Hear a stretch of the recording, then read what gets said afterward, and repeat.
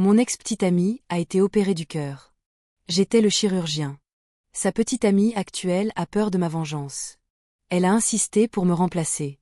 Je n'ai rien dit. J'ai appelé tous les chirurgiens cardiothoraciques. Choisissez en un. Je les ai tous enseignés. Et puis, son cœur s'est arrêté de battre entre mes mains. Robert était inconscient lorsqu'il a été amené en cardio aux premières heures du matin. J'ai jeté un coup d'œil à Marie, qui lui tenait la main. Je me suis tournée vers les infirmières et les stagiaires. C'est toi. Marie a crié en me voyant. Il m'a fixé avec des yeux qui disaient qu'il ne voulait pas me voir. Je n'avais pas de temps à lui consacrer. J'examinais Robert. Je devais faire venir une salle d'opération. Mais elle n'a pas abandonné. Elle s'est approchée de moi et m'a attrapé. Vous ne pouvez pas l'opérer. Je demande un remplaçant. Je me suis dégagée de sa main. J'ai continué à bouger mes mains. Je suis le seul médecin de garde ce soir. Marie s'est étouffée. Elle a réagi en me prenant à nouveau le poignet. Elle ne m'a pas laissé avancer sur Robert. Appelle-les. Pas toi. En tout cas. J'ai ri. Je ne voulais pas lui parler. J'ai pris sa main et je l'ai jetée sur le côté. Ce dont il a besoin maintenant, c'est d'une réanimation. 1 minute de plus et il est mort. Si vous voulez appeler quelqu'un d'autre. C'est très bien. Mais pouvez-vous en assumer les conséquences? Elle a arrêté de crier. Elle est restée là, avec son téléphone portable, à filmer chacun de mes mouvements avec Robert. J'ai fait des pieds et des mains pour donner à Robert les premiers soins dont il avait besoin. Je l'ai emmené au bloc opératoire. L'opération a duré 5 heures. À la fin de l'opération, il faisait jour. Jenny, tu veux aller déjeuner? Il y a un nouveau magasin de nouilles au bœuf en face de l'hôpital. J'ai entendu dire que c'était très bon. Thomas, l'anesthésiste, m'a suivi hors de la salle d'opération. C'est un grand gaillard. Il a de gros sourcils et de grands yeux. Il a l'air jeune et énergique. Sa peau était en meilleur état que la mienne après une longue nuit. J'ai décliné son invitation. J'ai dit que je voulais juste retourner au lit. Thomas n'est pas parti. Il s'est approché de moi. Jenny, vous connaissez le patient au sandwich. J'ai haussé les sourcils. Je lui ai lancé un regard taquin. Thomas, vous êtes toujours aussi curieux. Je suis à l'hôpital Sandown depuis 1 mois. Je ne connais pas très bien Thomas. Mais ce frère, il est bon en tout. Mais il a une grande gueule. C'est une rumeur bien connue. Et je la connais bien. Thomas a un regard malicieux. Et il a ri à gorge déployée. Et puis il a baissé la voix. Je suis curieux. Vous l'avez regardé différemment dans la salle d'opération que vous avez regardé les autres patients. J'ai fait une pause. J'ai réprimé l'envie de lui demander comment elle pouvait le savoir. Je lui ai lancé un regard de compréhension. Je suis parti. Rencontre avec Robert à Mulberry. Je ne m'attendais pas à rencontrer Robert à Sanchong. Il était censé prendre un avion pour la Corée afin d'assister à un tournoi de Go. Bien sûr. Tout cela n'a rien à voir avec l'histoire de l'Europe.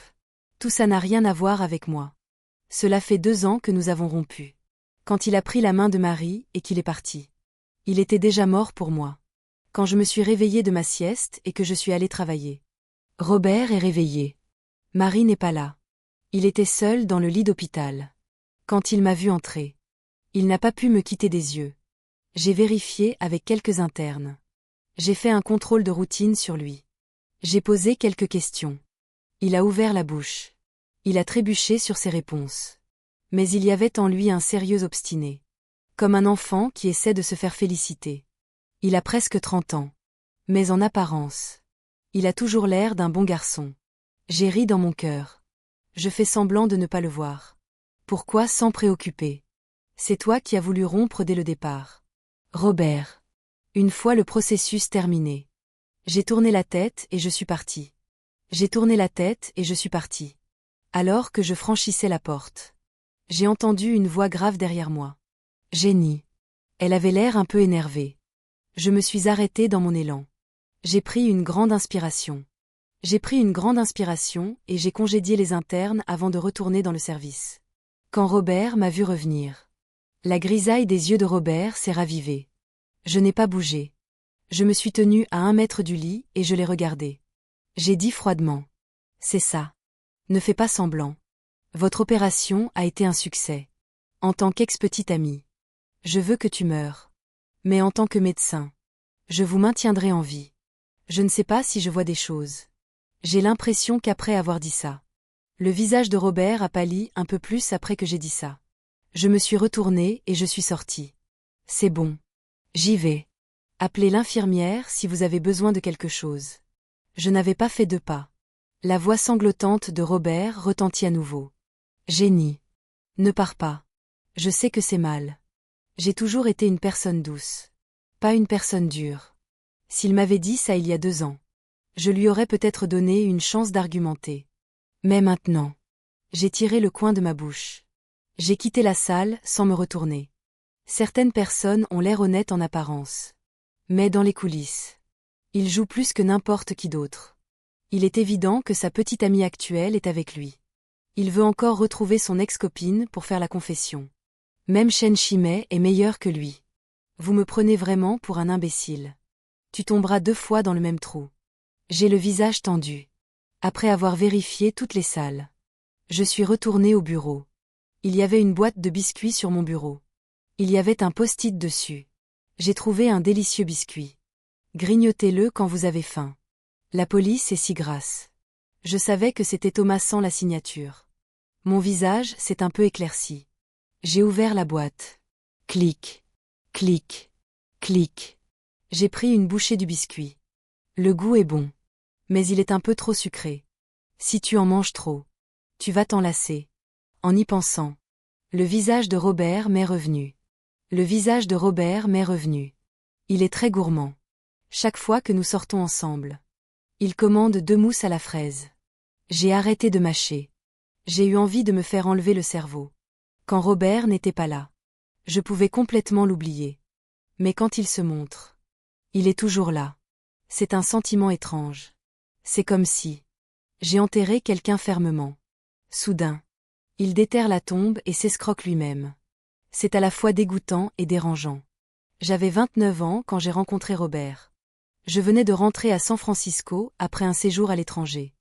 J'ai trouvé une chambre avec Marie, dont j'étais proche au lycée. C'était l'anniversaire de Marie. Elle m'a emmené dîner avec son ami d'enfance Robert. Quand j'étais plus jeune, j'ai regardé des séries coréennes pendant un certain temps. L'une de mes séries coréennes préférées mettait en scène un joueur de Go talentueux. Robert avait 25 ans à l'époque. Il était déjà le plus jeune joueur de Go du pays. 9e dan. Alors, même s'il restait silencieux pendant tout le repas, j'ai eu un étrange coup de foudre pour lui. Je ne sais pas quand. Robert a ajouté mon wecha. Il discutait de temps en temps avec moi. De temps en temps. Il se joignait à Marie et moi pour dîner. Après avoir fait plus ample connaissance, il parlait un peu plus. Mais la plupart du temps, il était silencieux. Mais c'était un bon garçon. Il nous observait attentivement lorsque nous parlions. Il m'aidait à choisir les panais et la coriandre. Je crois que j'ai été séduite par le regard inoffensif de Robert. J'ai donc avoué mon amour à Robert peu de temps après. Lorsque Robert a entendu mon aveu, il ne m'a pas regardé. Il m'a regardé dans le vide pendant une demi-journée. Puis il a fait demi-tour et est parti. Je suis restée seule dans le vent. Une semaine après mon désamour, Robert est venu à l'hôpital avec un bouquet de fleurs. Robert est venu à l'hôpital avec un bouquet de fleurs. Et le trophée de la première place du tournoi de Go, qu'il avait mis une semaine à récupérer. En gage de notre amour. C'est comme ça qu'on s'est retrouvés. Je ne savais pas qu'il avait donné le reste des trophées à Marie. La porte du bureau s'ouvre brusquement. Le chef de service est entré avec un thermos. Il m'a regardé et s'est tapé les lèvres. Oh, Jenny. Toujours assise ici. On s'est plaint de toi. Tu le sais. Je n'ai pas bougé. J'ai baissé les yeux et j'ai serré un autre biscuit. Beaucoup de gens se sont plaints de moi. La plupart du temps pour une seule raison. Une mauvaise attitude. Ce n'est pas grave. On dit que vous n'êtes pas un bon médecin. Le directeur a dit faiblement. Le biscuit dans ma main. Clic. Clic. Brisé en petits morceaux. J'accepte d'avoir une mauvaise attitude.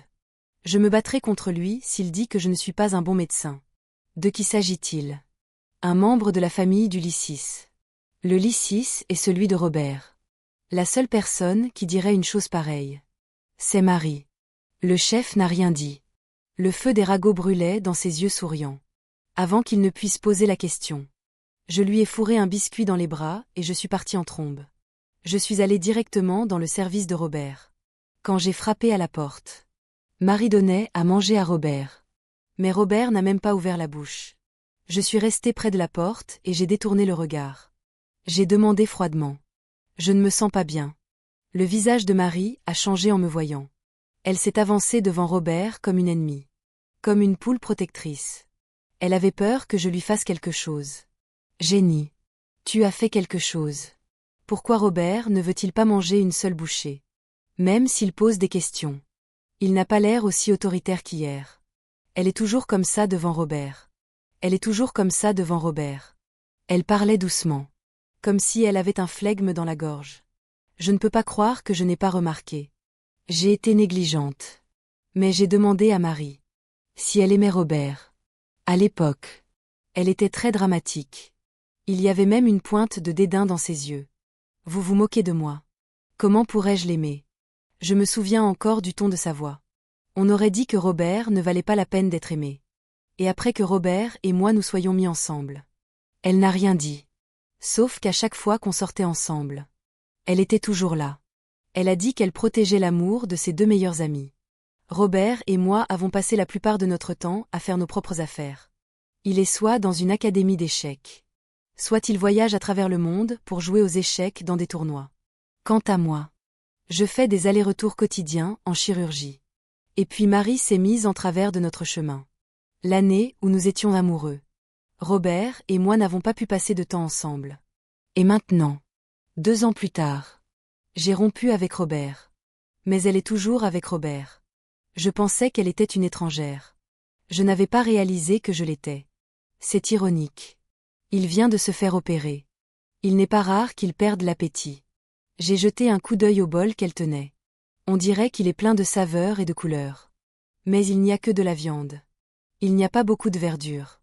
De plus, il n'y a pas de légumes. L'infirmière ne t'a pas dit d'éviter les graisses et les épices. Marie regarde la nourriture dans son bol. Son visage est devenu rouge. Elle se retourne et pose son bol pour donner sa soupe à Robert. Robert, qui s'était trouvé sur son chemin, est apparu devant moi. Je n'ai vu que l'arrière de sa tête. Il regardait par la fenêtre. Oh, mon Dieu! Hier, quand Marie n'était pas là, elle s'est excusée avec force. Aujourd'hui, il ne se retourne pas. Je m'appuie sur la porte. Je vais voir ce qu'ils font. Marie porte la cuillère aux lèvres de Robert. Elle lui dit de boire et lui chuchote de le faire. Il ne réagit toujours pas. Marie semble avoir trouvé une nouvelle raison de m'attaquer. Se redresser et être agressif. Si tu ne manges pas. Tu ne manges pas. Il ne veut même pas boire la soupe. Et vous dites que ce n'est pas votre traitement. La vidéo que j'ai enregistrée hier a été envoyée au directeur de votre hôpital. Voyons comment vous allez vous défendre. Je suis sans voix. J'avais l'habitude de penser qu'elle avait un cerveau. Maintenant, j'ai l'impression qu'il lui manque le tronc cérébral. Ce genre de choses est purement pour le plaisir. Mais je veux quand même l'amener à l'hôpital. Elle n'a pas peur de perdre la face. Je ne mange pas. J'ai croisé les bras. J'ai regardé l'arrière de la tête de Robert et j'ai souri. Je vais mourir de faim. Ma mère a toujours dit que j'étais un lâche. Mon cœur était aussi froid que la glace et je ne pouvais pas le réchauffer. Le lendemain de ma rupture avec Robert, j'ai repris le travail et la chirurgie. La vie ne m'a pas affectée. J'ai donc toujours pensé que si je revoyais Robert et Marie, je ne ressentirais rien. Mais je me suis surestimée. Si je dirigeais cet hôpital, je les jetterais hors de l'hôpital tout de suite. Lit et tout. Ce n'est pas que j'aime encore Robert. C'est juste que quand je les vois, je pense à ma stupide personne. Ils sont comme des miroirs. Comme des miroirs qui me disent tout le temps que tu étais stupide et aveugle. Je ne sais pas quand ils se sont mis ensemble dans mon dos. Le jour où je les ai vus se tenir la main. Il se trouve que c'était mon anniversaire. C'était aussi la veille du Nouvel An. L'hôpital était occupé cette nuit-là. Mais Robert et moi ne nous étions pas vus depuis près d'un demi-mois. Nous vivions dans la même ville. Mais c'était comme une relation à distance. Il se trouve que Robert venait de terminer une course ce jour-là. J'ai donc demandé à mon collègue de changer d'équipe. Et j'ai réservé un hôtel à l'avance. Je voulais passer un bon moment avec Robert. Mais quand je suis arrivée à la porte de l'hôtel, j'ai vu Robert conduire Marie à l'ascenseur. J'ai vu Robert conduire Marie à l'ascenseur. Le sang qui bouillait dans mon corps s'est soudain refroidi de la tête aux pieds. J'ai pris l'ascenseur suivant et je l'ai suivi dans les escaliers. La porte de l'ascenseur s'est ouverte. Je les ai vus s'étreindre devant leur chambre. Je me suis figée dans l'ascenseur. Jusqu'à ce que les portes se referment lentement. Et m'ont renvoyée au rez-de-chaussée. Je voulais monter et les engueuler tous les deux. L'hôpital a appelé pour dire qu'il manquait de personnel. Ils m'ont dit d'essayer de revenir. J'ai dû retourner au travail en courant. Quand j'ai eu fini. C'était un jour et une nuit plus tard. Il y avait beaucoup d'appels manqués sur mon téléphone. Tous de Robert. Le dernier était un message. On se sépare. J'ai toujours aimé Marie. J'ai sommeil et faim. Je suis épuisée. Je n'ai même pas pris la peine de lui dire un mot de plus. Je me suis juste évanouie sur lui et Marie.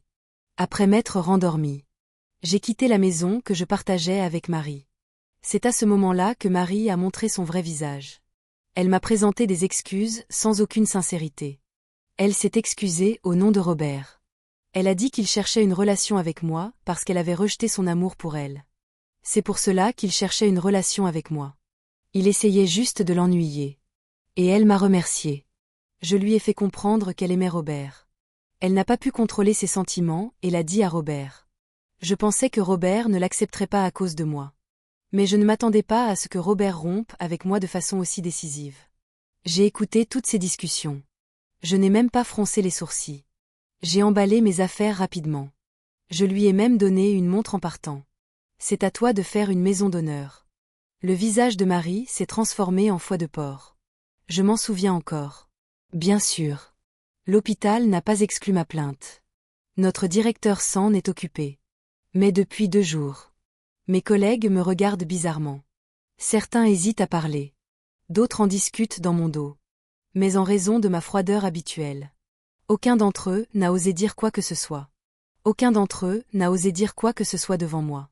En fait, je suis très curieux. Qu'est-ce que cela peut bien être d'autre? Thomas baissa la tête et prit une bouchée de poudre. Après avoir avalé. Il se tint l'estomac et soupira avant de poursuivre. On dit que ton ex-petite amie est dans le lit 6 à l'extérieur du centre. Grand et beau. Et un prodige des échecs. Il m'a fait un clin d'œil. Tout le monde se demandait pourquoi vous aviez rompu. Je l'ai juste regardé. Est-ce que tout le monde devine? Ou c'est toi? Thomas a haussé les sourcils. Il avoue sans embâche que c'est lui qui est curieux. Je n'ai rien dit. J'ai baissé la tête et je me suis rasé le crâne. Il s'en fiche. Tout en mangeant. Il me fait part des dernières nouvelles des services de l'hôpital. À la fin du repas. Nous sommes sortis de la boutique de nouilles au bœuf. Le feu de l'intersection menant à l'hôpital est resté rouge pendant près de 2 minutes. Je suis restée sur le trottoir et j'ai tourné la tête pour voir Thomas à côté de moi. Son visage était baigné de soleil. Un sourire sur les lèvres. Comme toujours. Il était complètement différent de Robert. Drôle. Intelligent. Populaire. Il semblait toujours plein d'espoir. Je n'ai jamais eu besoin de lui parler. Même quand il était seul. Il n'avait pas froid aux yeux. Thomas a senti mon regard sur lui. Il a tourné la tête et m'a souri. Tu trouves que j'ai meilleure mine aujourd'hui? Je lui réponds par un sourire. Thomas. Est-ce que je te plais? Bien que je n'ai pas eu beaucoup de relations.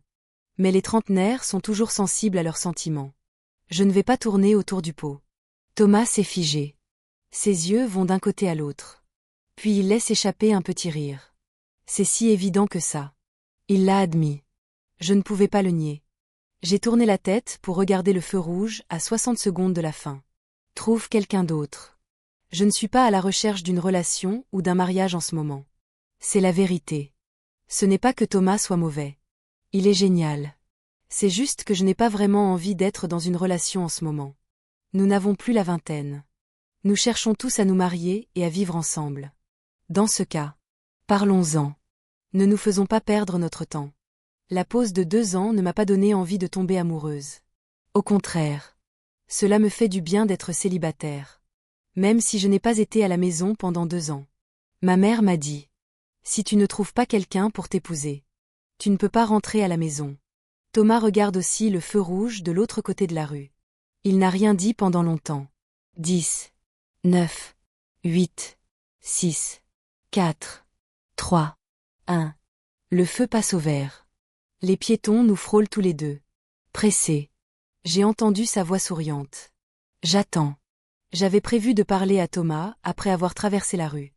Je ne m'attendais pas à voir Marie et un homme bien habillé se bousculer à la sortie de l'hôpital. Elle avait l'air d'être amoureuse de lui. Le costume de cet homme valait une fortune. Il tenait la main de Marie. Il la regardait avec beaucoup d'amour dans les yeux. HMPH. Les choses commençaient à devenir intéressantes. J'ai raccompagné Thomas à la porte d'entrée. J'ai fait faire à Thomas le tour de la porte d'entrée et j'ai contourné le coin pour aller vers la porte latérale. J'ai pris quelques photos discrètes du visage de Marie. Thomas était derrière moi et demandait qui c'était. La petite amie actuelle de l'ex-petite amie. J'ai admiré les photos sur mon téléphone. Je me suis félicité de mon choix d'angle. Les visages des personnages masculins et féminins étaient très nets. Je pensais que Marie aimait beaucoup Robert. Elle est toujours à ses côtés. Elle avait peur que je me rapproche de lui. Mais il s'avère que ce n'est qu'un faux amour. Vous avez donc pris cette photo pour la montrer à votre ex-petite amie. Dit Thomas avec aigreur. Je l'ai nié. Je n'ai rien à voir avec le fait que la tête de Robert était verte comme la prairie de Hulin-Bélier. Je veux voir Marie. Robert et l'homme dans l'embrasure de la porte s'entre-déchiraient sur place. Je ne pense pas qu'il sache encore qu'il est un tiers. J'attends avec impatience sa réaction. Thomas me raccompagne jusqu'à la porte du bureau extérieur. C'est l'heure du déjeuner. Il n'y a encore personne. J'ai réitéré ma règle de ne pas tomber amoureux. Je l'ai encouragé à essayer avec quelqu'un d'autre. J'allais même lui recommander des infirmières que j'avais rencontrées à l'hôpital central. Le sourire au coin de sa bouche s'est enfin éteint. Il m'a regardé. Impuissant. Et a soupiré. Il a tendu la main et a appuyé sur le téléphone portable que je recommandais à mon ami. Sœur étoile de la saison. Je n'ai pas le cœur aussi grand que vous le pensez. C'est ce que j'ai dit. Avant que je puisse dire quoi que ce soit. La porte du bureau est soudain poussée.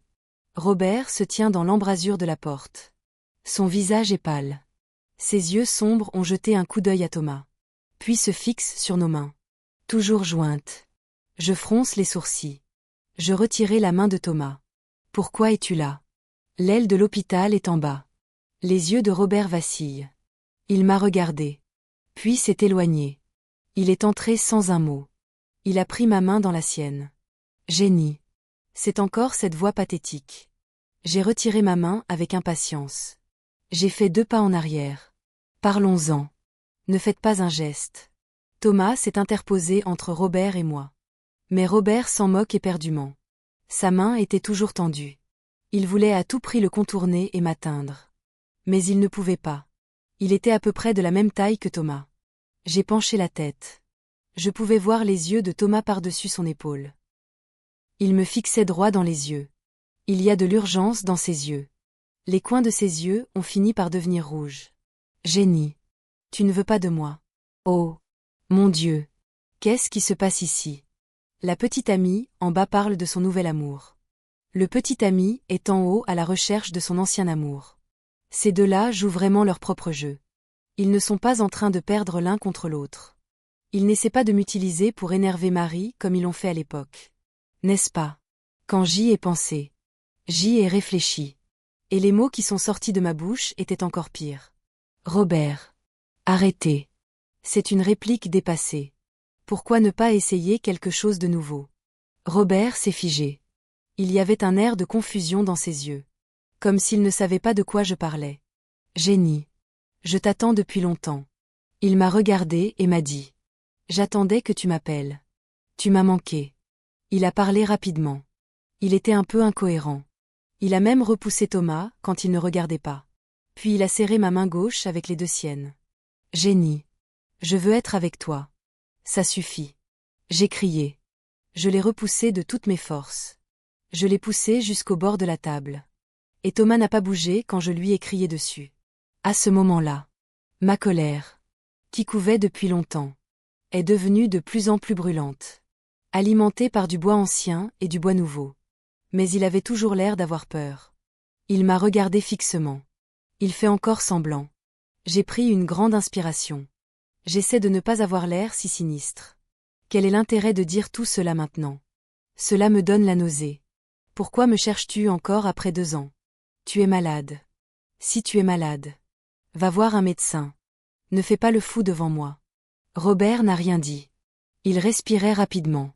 Son regard était évasif et inquiet. Un rictus se dessine sur mes lèvres. Ne recommence pas. Je suis occupée. Je n'ai pas envie de jouer à ce jeu ennuyeux avec toi et Marie. Nous sortirons de l'hôpital dans quelques jours et nous ne nous reverrons plus jamais. Je n'aime pas ça. Robert a ouvert la bouche. 3 mots sont sortis de sa bouche. Je ne suis pas malade. Thomas sortit son téléphone pour appeler la sécurité. Robert. Qu'est-ce que tu fais là? La voix de Marie retentit dans l'embrasure de la porte. Je lui jette un coup d'œil. Je me suis retournée et je me suis rassis. Les laissant avec une ombre dans le dos. Je n'ai vraiment pas envie de dire un mot de plus à ces 2 salauds. Marie est entrée avec ses talons hauts. Au lieu de l'emmener. Elle nous a interrogés. Vous l'avez malmené. C'est vrai. Thomas allait dire quelque chose. Elle lui a coupé la parole. Il n'est pas encore guéri. Vous ne savez pas qu'il ne peut pas être stimulé. Avez-vous une éthique médicale? La pause déjeuner touche à sa fin. Les médecins qui sont sortis manger reviennent les uns après les autres. Ils sont tous allongés et regardent à l'intérieur. Je ne voulais pas que tout l'hôpital soit au courant. Quand je me suis retournée pour leur demander de partir. Ma collègue m'a arrêtée à la porte. Jenny. C'est une urgence. Thomas m'a fait signe d'avancer. Je lui ai adressé un regard reconnaissant. Je n'ai même pas regardé les 2 hommes qui fouillaient dans le bureau.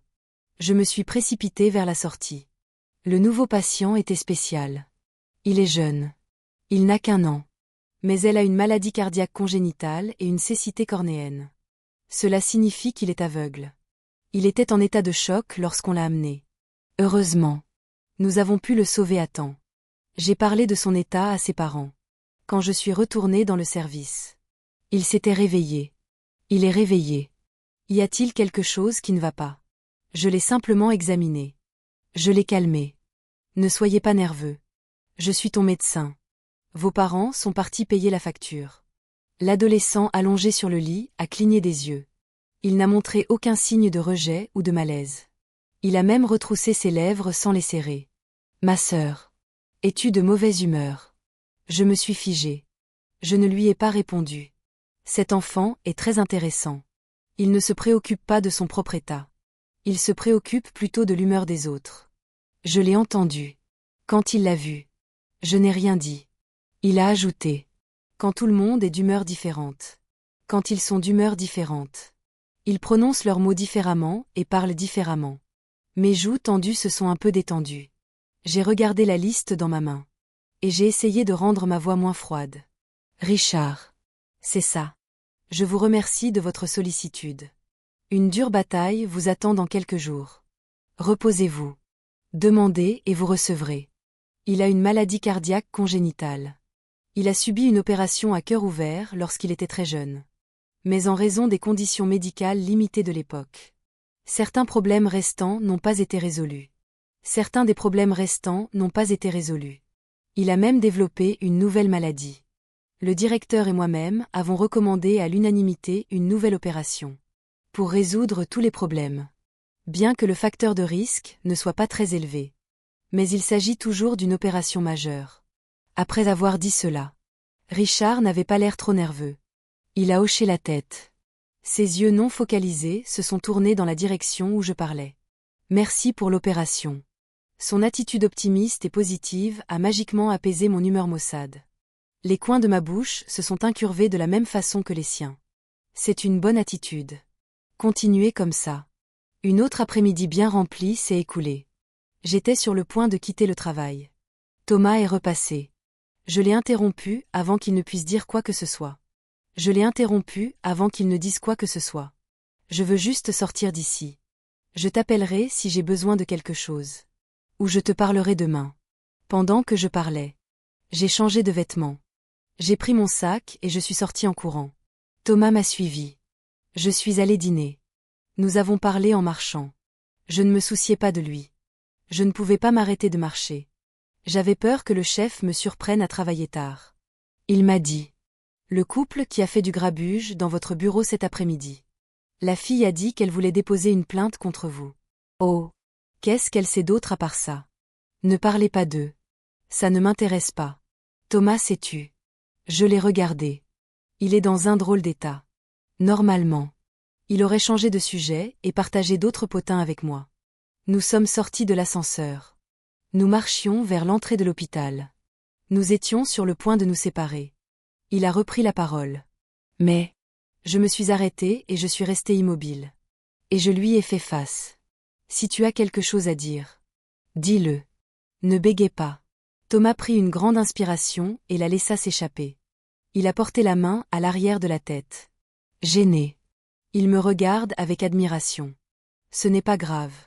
C'est juste que je n'avais pas réalisé que ton ex-petite amie était autiste. J'ai cligné des yeux. J'ai cru entendre des choses. Qu'est-ce que tu as dit? Thomas a vu mon visage. Il y a eu un silence avant qu'il ne demande timidement. Tu ne savais pas. Il est autiste.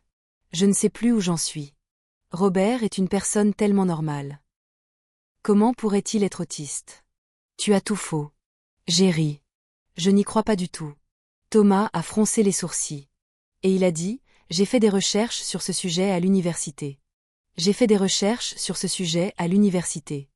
Je ne suis pas tout à fait sûre. Mais son apparence, ses mouvements, sa façon de parler correspondent aux symptômes d'une personne autiste. Je n'arrivais toujours pas à y croire. J'ai essayé d'argumenter avec lui. Ne sois pas ridicule. Je suis en couple avec lui depuis 1 an. Je sais comment il est. C'est juste qu'il ne parle pas beaucoup. Ça ne peut pas être l'autisme.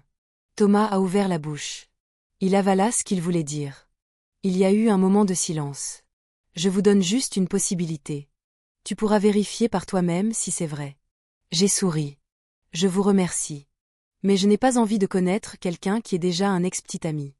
Quelle est la différence entre oui et non? Il suffit que la trahison soit réelle. C'est vrai. Mais quand je rentre chez moi, je ne peux m'empêcher de penser à ce qu'a dit Thomas et aux détails de ma relation avec Robert. Il ne me regardait presque jamais dans les yeux. J'ai toujours pensé que c'était parce qu'il était timide et introverti. Il me tenait la main un moment. Puis la lâchait. Puis il la reprenait. J'ai toujours pensé que c'était parce qu'il avait les mains moites. Et puis, j'ai mis ça sur le compte du fait qu'il aimait Marie. C'est pour ça qu'il ne voulait pas être près de moi. Pour le reste, il se comportait presque comme une personne normale. Mais maintenant, on me dit qu'il est autiste. Qu'il est autiste. Si c'est vrai, alors qu'est-ce que je suis? J'ai eu une relation. Je ne sais même pas à quoi ressemble mon petit ami. Marie, en tant qu'amie d'enfance, doit le savoir. J'étais la seule à être tenue dans l'ignorance. Je ne pouvais pas dormir avant le milieu de la nuit. Je n'arrivais pas à respirer. J'avais l'impression de peser 1 million de kilos de pierre. À la fin, je me suis levée et j'ai appelé mon psychiatre. Je me suis levée et j'ai appelé mon ami psychiatre en Amérique. Je lui ai parlé de l'état de Robert. Elle m'a également dit qu'il présentait les symptômes d'un autiste léger. Et qu'il s'agit probablement du syndrome de Scholar. Les personnes atteintes du syndrome de Scholar ont des difficultés de communication et des troubles cognitifs. Mais elles sont douées dans un certain domaine. Comme Robert, qui est doué pour le jeu de Go. Mais elle a aussi dit. Elle ne peut pas le confirmer parce qu'elle ne l'a pas vu en personne. Elle n'a pas pu le confirmer. Avant de raccrocher le téléphone, elle m'a demandé. Jenny, vous auriez pu lui demander vous-même. Pourquoi m'appelles-tu? J'ai tourné la tête pour regarder le ciel blanc. J'ai ri à gorge déployée. Parce que j'avais peur de découvrir à quel point j'étais un raté dans cette relation. En fait, quand Thomas l'a dit, je le croyais déjà au fond de moi. Je ne voulais pas l'admettre inconsciemment. De toute façon, je n'arrivais pas à dormir. Je suis simplement allée sur Internet et j'ai recherché de la documentation et des informations sur l'autisme. Je suis allée à l'hôpital dès qu'il a fait jour. Robert était tranquillement couché dans son lit. Il dormait comme un bon garçon. Je me suis assise sur la chaise à côté de son lit. J'ai regardé son visage pâle et maigre. Au bout d'une dizaine de minutes, il a froncé les sourcils dans son sommeil. Il a froncé les sourcils dans son sommeil. Il a entrouvert les yeux. Quand il m'a vu, il s'est redressé, les yeux grands ouverts. Il s'agrippait à l'édredon. Il m'a regardé avec incrédulité. Ses yeux sont passés de l'horreur à l'incrédulité. Puis à la prudence. Jenny. J'ai avalé ma gorge sèche. J'ai avalé une boule sèche dans ma gorge. La lumière dans les yeux de Robert a vacillé. Puis ce fut comme une pensée. Puis elle s'est éteinte. Il a quitté mon visage des yeux. Vers le sol. Il a demandé d'une voix contenue. Chuchoté. Génie. Me pardonneras-tu maintenant? Je l'ai fixé un instant. Avant de dire. Robert. Je vais te poser quelques questions. Tu dois y répondre avec soin. Pas de mensonge. Il a acquiescé sans hésitation. Es-tu légèrement autiste? Je vais aller droit au but. Robert se figea. Son visage, rougi par le sommeil, est redevenu complètement pâle. Mais il répondit. Oui, il l'est. Pourquoi ne me l'as-tu pas dit? Je voulais l'entendre de sa bouche. Hier soir, après m'être calmé, j'ai lu beaucoup de littérature et de cas. J'ai repensé à ce que Robert m'avait dit ces 2 derniers jours. J'ai ressenti quelque chose d'étrange. D'après la littérature, les autistes peuvent communiquer entre eux simplement grâce à une intervention ultérieure. Mais la plupart d'entre eux sont simples d'esprit, directs et ne savent pas mentir. Et ils font facilement confiance aux autres. Hier, au bureau, Robert m'a dit qu'il m'attendait. Je lui manque. Il veut être avec moi. S'il dit la vérité, qu'est-ce qui se passe entre lui et Marie? Parce que personne n'aime les hommes malades. Il a changé de ton, comme s'il répétait ce que quelqu'un d'autre avait dit. Et même s'il est plutôt court. J'ai toujours l'impression de comprendre rapidement. Parce que personne n'aime les gens malades. Mais il voulait que je le fasse. Alors il ne m'a pas dit qu'il était autiste. Alors il essaie d'agir comme une personne normale devant moi. Comme tout le monde. J'ai froncé les sourcils. Qui t'a dit ça? Marie. J'ai fait une pause. Mon esprit s'emballe. Une pensée me traverse l'esprit. Qui est Marie pour toi? Une amie. J'ai haussé les sourcils. Marie a toujours été la petite amie de Robert. C'est vrai. Et cette scène que j'ai vue à l'époque. Tu as dit que tu t'étais trompée. Qu'est-ce qui n'allait pas? Je me souviens de la première chose que Robert a dite quand il m'a revue. Je me suis trompée. À l'époque. J'ai cru qu'il s'excusait de m'avoir trahi. Maintenant. Il semble. Il y a plus que cela. Robert a levé les yeux vers moi. Il a croisé mon regard et s'est rapidement éloigné. Je t'ai beaucoup appelé. Tu n'as pas répondu. Marie m'a dit. Je te dérange. Je fais ton travail. Tu es en colère. Je voulais venir te voir et t'expliquer. Mais elle m'a dit que tu m'appellerais quand tu te serais remis. Mais j'ai attendu longtemps. Tu ne m'as jamais appelé. Je me suis souvenu du jour de notre rupture. Il y a 2 ans. Les appels manquaient sur mon téléphone. Robert s'est approché. Il a tendu un index et l'a soigneusement accroché à mon petit doigt sur mon genou. Génie. Je sais que c'est mal. À partir de maintenant. Je ferai en sorte de ne pas te déranger pendant ton. Je veillerai à ne pas te déranger pendant tes heures de travail. Le ton de sa voix était fiable et familier. Il était exactement le même qu'il y a 2 ans. Dans son esprit. C'est comme si nous n'avions jamais rompu. Il attendait juste que je lui pardonne. Depuis 2 ans. Je n'ai pas rompu. J'ai senti ses doigts chauds s'enrouler autour des miens. J'ai posé une dernière question. Pourquoi vous êtes-vous tenu la main à l'hôtel? Et les câlins? Robert a cligné des yeux. Ses yeux étaient confus. Il lui a fallu quelques secondes pour se rappeler de quoi je parlais. Je voulais te tenir la main et te serrer dans mes bras. Mais mon corps ne me le permet pas. Marie m'a dit de m'aider à m'entraîner. Il m'a répondu. Quel exercice. Marie s'est donné beaucoup de mal pour nous séparer. Robert et moi. Marie s'est donné beaucoup de mal pour nous séparer. Robert et moi. Tenir la main de mon petit ami et le serrer dans mes bras en même temps. Telle est la question. Ce qui se passe est assez clair. Marie ment depuis le début. Elle n'était pas avec Robert. Elle a probablement envoyé le message de rupture depuis le téléphone de Robert. Elle profitait juste de la déficience cognitive de Robert. Et de mon manque de connaissances. Et de mon manque de connaissances. Et a fini par couper complètement les ponts avec Robert. Robert, d'un autre côté, ne m'a jamais trahi. Je me suis levée. J'ai pris le visage de Robert dans mes mains. Je l'ai forcé à me regarder dans les yeux. Désormais, il n'écoutera plus que moi. Les mots de Marie. N'en croyez pas un mot. Quant à Marie, je lui ferai payer ce qu'elle a fait. Robert n'a pas compris pourquoi. Mais il acquiesce. Il était presque l'heure d'aller travailler. Je l'ai lâché et je suis allé m'enregistrer. Quand je me suis retournée, j'ai senti une poigne sur mon manteau. Génie. Est-ce que je te plairai toujours? Robert a gardé la tête penchée vers le haut. Il y avait de l'espoir dans ses yeux. Il se souvient de ce que Marie lui a dit. Personne n'aime les malades. J'ai réfléchi un instant. Je l'ai regardé très attentivement pendant qu'il répondait. Robert. Je ne peux pas répondre à cette question maintenant. Je ne peux pas répondre maintenant. Je dois y réfléchir. Il y a 2 ans. J'ai sans doute aimé Robert. Même aujourd'hui. Après le malentendu. Je peux admettre librement que j'ai toujours le béguin pour Robert. J'aime la façon dont il me regarde et me fait confiance de tout son cœur. Je me sens désirée. Mais je ne suis pas sûre de l'aimer en tant que personne. Je ne sais pas si je l'aime en tant que personne ou si j'aime juste le sentiment d'être dépendante de lui pendant un certain temps.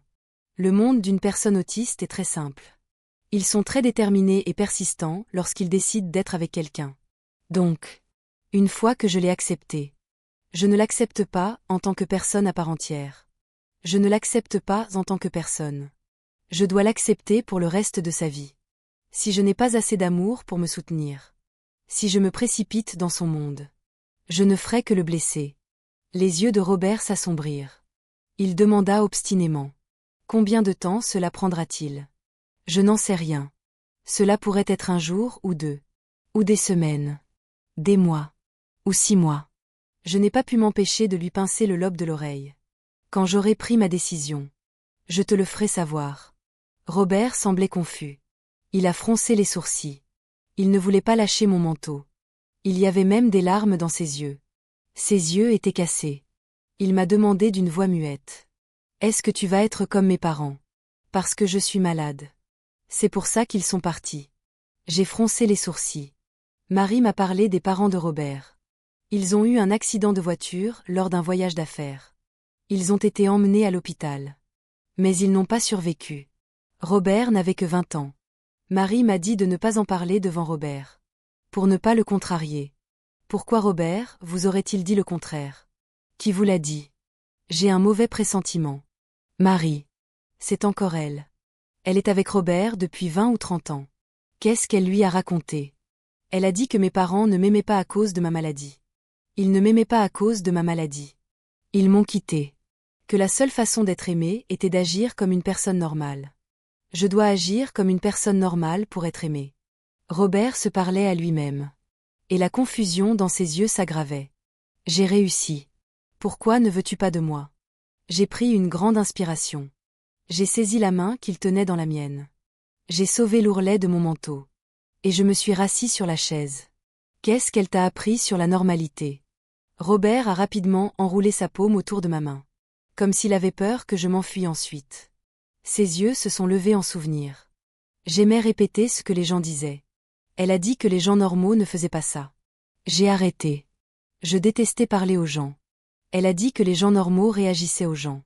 J'ai donc essayé de parler le plus possible. Dans le passé. Beaucoup de choses. De ma façon de parler et d'agir à ma façon de manger et de boire.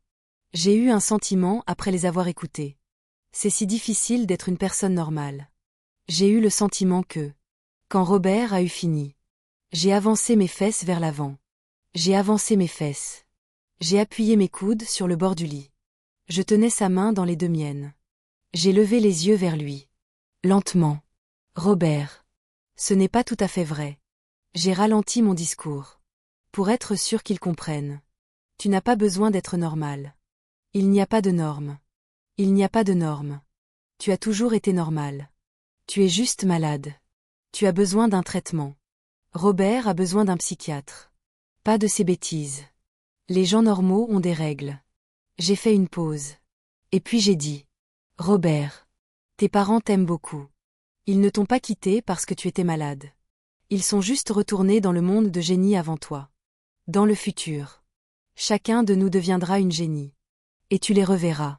Je ne mens pas. Les parents de Robert devaient l'aimer beaucoup. Les personnes autistes sont généralement nées avec. Après intervention. Elles peuvent s'adapter progressivement à la vie sociale. Mais le processus est long et indéfini. C'est une torture pour toute la famille. La capacité de Robert à communiquer si bien avec les gens aujourd'hui n'est pas quelque chose que Marie peut simplement dire. Ce n'est pas parce que Marie a simplement dit quelques mots. Ce doit être la patience de ses parents. Robert m'a regardé d'un air absent. Il semblait digérer ce que je disais. Je lui ai tapoté la main. Je lui ai tapoté la main et je lui ai dit de prendre son temps.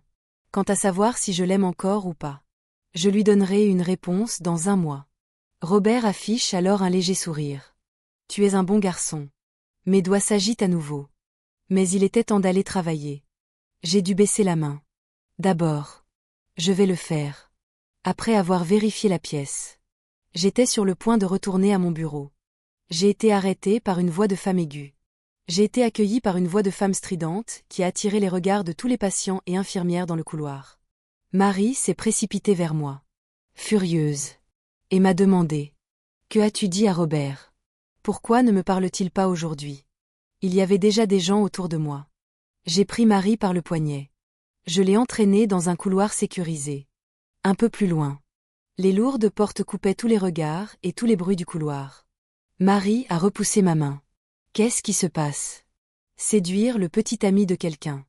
Tu n'as pas peur de montrer ton visage. J'ai ri. Robert vous reconnaît-il comme sa petite amie? Marie s'est figée. Puis sa voix s'est amplifiée. Qu'est-ce que tu veux dire par là? Robert et moi sommes en couple depuis 2 ans. C'est vrai. Elle a essayé d'inventer. Mais je ne veux plus l'entendre. D'accord. D'accord. D'accord. Ne fais pas semblant. Je sais tout. Maintenant. Elle est figée. La confiance dans ses yeux s'est effondrée. Le clignement de ses yeux montre sa faiblesse. J'ai trouvé ça drôle. Je l'ai regardée dans les yeux. Je l'ai entourée de mes bras et me suis rapprochée d'elle. C'est vous qui avez menti à Robert à propos de son autisme. C'est toi. N'est-ce pas? Elle a fait un pas en arrière. C'est toi qui m'as laissé te voir te tenir la main et te serrer dans tes bras. C'était toi aussi. N'est-ce pas? Elle recula encore d'un pas. C'est toi qui m'as envoyé le message de rupture sur le téléphone de Robert. C'était toi. N'est-ce pas? Elle s'appuie sur le mur derrière elle. Ses yeux étaient troublés. Son corps glissait. J'ai fait un pas en arrière. Je ne veux plus lui parler. Ce n'est pas grave. Je suis occupée. Je ne le suis pas. Je ne perdrai pas mon temps avec toi. Je vais m'occuper de Robert à partir de maintenant. Tu peux aller où tu veux. Je suis plus grand qu'elle. Je la mets dans un coin comme un chat sur un rat. Et puis je la fixe d'un regard noir. Et ne donne plus à Robert tes mauvaises idées. Je vais l'entendre encore une fois. Je t'arrache la bouche. C'est tout. J'étais sur le point d'ouvrir la porte et de rentrer. J'allais ouvrir la porte et retourner à mon travail. J'ai entendu la voix de Marie avec un mélange de résignation et de ressentiment. Génie. Qu'est-ce qui te donne le droit de... Je me suis retournée. J'ai vu ses larmes couler de ses yeux. Si vous ne saviez pas. Vous penseriez que je l'ai malmené. Je suis aux côtés de Robert depuis 20 ans. Il ne me répond que de temps en temps. Quand il est de bonne humeur. Elle s'est effondrée et l'a dit les larmes aux yeux. Son visage était plein de ressentiment. Vous ne le connaissez que depuis quelques années. Comment peux-tu débarquer et lui voler toute son attention sans le moindre état d'âme? C'est moi qui ai grandi avec lui. C'est moi qui lui ai appris à être une personne normale. Elle commença même à s'étouffer avec ses mots. Elle n'arrivait pas à reprendre son souffle. Et sa voix devenait de plus en plus forte. Et si c'est moi qui ai essayé de te faire rompre? Je l'ai aimé pendant des années. Mais à la fin, il est venu me voir et m'a demandé de lui apprendre à aimer quelqu'un d'autre. Je n'ai pas pu le faire. J'ai écouté en silence. J'ai balayé des yeux la précieuse bague en diamant qu'elle portait au majeur droit. J'ai retroussé mes lèvres et j'ai ricané. Si tu l'aimes tant, pourquoi portes-tu une bague offerte par quelqu'un d'autre? Marie et moi étions dans la même classe au lycée. À l'époque, je pensais que c'était une petite fille qui avait du caractère. Mais son cœur n'était pas mauvais. Plus tard, je suis allée étudier à l'étranger. Je suis restée en contact avec elle. À mon retour en Chine, je n'arrivais pas à trouver un logement à Sandown. Elle m'a invitée à partager une chambre avec elle. Je ne pensais pas qu'elle me mentirait à cause de Robert. Elle me détestait même. Marie a cessé de pleurer à cause de ma question. Elle s'est essuyé les yeux. Elle a levé la main et touché la bague en diamant qu'elle portait au doigt. Et si elle l'aimait? Robert est autiste. Même s'il agit comme une personne normale en apparence. Il est impossible d'avoir une vie normale avec lui. Même si je l'aime bien. Je ne l'épouserai pas. J'ai effacé mon sourire. Je l'ai regardé avec des yeux froids. Pour toi. Qu'est-ce que Robert est? Un jouet. Non. Je ne le crois pas. Marie a lâché sa main. Elle l'a nié d'un air sévère. Son maquillage pour les yeux était maculé de larmes. Ce qui lui donnait l'air d'une loque. Même le fait de me fixer était drôle. Je ne l'épouserai pas. Mais je serai toujours là pour lui. Et je prendrai soin de lui pour le reste de sa vie. Je riais vraiment. Ne regarde pas ailleurs. Calme-toi avant de lui répondre. Marie. Comment peux-tu dire que tu aimes Robert? Vous essayez juste de satisfaire votre possessivité perverse. Elle traite Robert comme s'il était le sien. Elle ne laisserait personne d'autre la voir. Elle lui permettait seulement de vivre comme elle le voulait. Elle était immergée dans son propre monde de suffisance. Qu'en savez-vous? C'était comme si on l'avait poussée à bout. Sa voix dure résonnait dans le bâtiment. Avez-vous déjà connu le désespoir d'un homme qui ne dit pas un mot? Quoi que vous lui disiez. Savez-vous qu'il ne sait pas manger quand il a faim? Il ne sait pas comment s'habiller quand il a froid. Savez-vous ce que c'est que de devoir le surveiller en permanence? Tu ne sais rien du tout. Qui es-tu pour me dire ce que je dois faire? Elle sourit froidement. Elle a sorti de son sac une lingette humide et un miroir et s'est essuyé doucement le visage. Ne fais pas semblant d'être si noble. Tu ne vaux pas mieux que moi. Tu verras. Un mois avec Robert et tu t'effondreras. Et puis tu le quitteras sans réfléchir. Le téléphone dans ma poche a sonné. J'ai sorti le téléphone. J'ouvre la porte du tunnel de sécurité. D'accord. D'accord. J'attends. C'est le chef. Le plan d'opération de Richard a été finalisé. Je suis allée dans sa chambre. Je suis allée dans sa chambre pour confirmer avec son tuteur. Ensuite, ses parents sont allés payer la facture. Ses parents sont allés payer la facture. J'ai jeté un coup d'œil à Richard. Allongé sur le lit. Il souriait quand je suis venue le voir ce matin. Pourquoi a-t-il l'air de passer un mauvais moment? Mais ses parents étaient si heureux. Il y a tant d'excitation et de joie sur leur visage. Tes parents ont l'air heureux. Qu'est-ce qui se passe? Je n'ai pas pu résister à l'envie de lui parler. Les yeux de Richard, qui n'étaient pas fixés, ont clignoté. Il s'est couché sur le côté. Face à moi. Ma sœur. Je vais recevoir une greffe de cornée. C'est une bonne chose. Pourquoi n'es-tu pas heureuse? Je ne comprends pas. Le sourcil de Richard est froncé. Et pourtant, rien qu'à l'idée que l'inconnu qui a fait don de mes cornets vient peut-être de mourir. Je me sens si triste. Pendant un moment. Je suis restée silencieuse moi aussi. Au bout d'un moment. J'ai murmuré. C'est la continuation de la vie. C'était l'heure du déjeuner. Thomas est venu manger avec moi comme d'habitude. J'ai refusé. Il était très exagéré. Zut. Il a poussé un glapissement audible. Il m'a regardé d'un œil inquisiteur. Je viens de voir que la petite amie du lit numéro 1 n'est pas venue. J'ai ri. Je suis descendue avec le plat à emporter que j'avais commandé et un paquet de glace pour trouver Robert. Pour clarifier les choses. Ce n'est pas sa petite amie. Thomas s'est figé un instant. Mais avec son intelligence. Il a vite compris ce qui se passait. Hier. C'est confirmé. J'ai acquiescé. Je dois vous remercier pour cela. Je vous inviterai à dîner un jour. Un mot de lui. J'ai un nœud à l'estomac depuis 2 ans. Thomas a eu un grand regard. Un instant. Il réalise. Et puis il réfléchit. Et puis il soupire. Il a retenu l'ascenseur. Et m'a regardé sortir. Je ne sais pas ce qui se passe entre vous deux. Je ne sais pas ce qui s'est passé entre vous. Mais il semblerait que je me sois fait par inadvertance un rival en amour. J'ai tourné la tête et j'ai levé la main pour la serrer. Tu es un homme bon. Thomas a souri amèrement. Il m'a fait un signe de la main. L'ascenseur est fermé.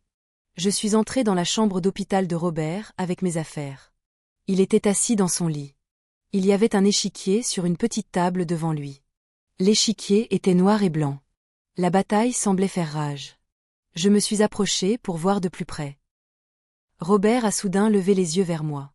Il y avait de la panique dans ses yeux. Jenny. Je suis désolée. Je suis désolée. Je n'avais pas réalisé que tu étais entrée. Il a levé la main sur le tableau et a essayé de l'éloigner. Je l'ai retenu. Qu'est-ce qui presse? Laissez-moi voir le tableau. Qu'y a-t-il à regretter? Si vous ne remarquez pas. Vous ne remarquez pas. Mais une personne normale l'aurait remarqué. J'ai quitté le tableau des yeux et je suis allée vers lui. Je l'ai coupé. Oublie ce que je t'ai dit hier. Robert a cligné des yeux. Répète-lui. Sans chercher à être normal. Je l'ai guidé. Alors. Qu'est-ce que tu veux faire maintenant? Il n'a pas hésité à répondre. Je veux jouer aux échecs. J'ai levé la main et je lui ai pincé l'oreille. Puis j'ai mis l'échiquier de côté. Non. Je ne peux pas. Nous devons manger maintenant. On ne peut pas jouer avant d'avoir mangé. Il était sur le point de dire quelque chose. Mais finalement, il m'a regardé mettre le repas sur la table. Il tenait ses baguettes et ne mettait pas la nourriture dans sa bouche.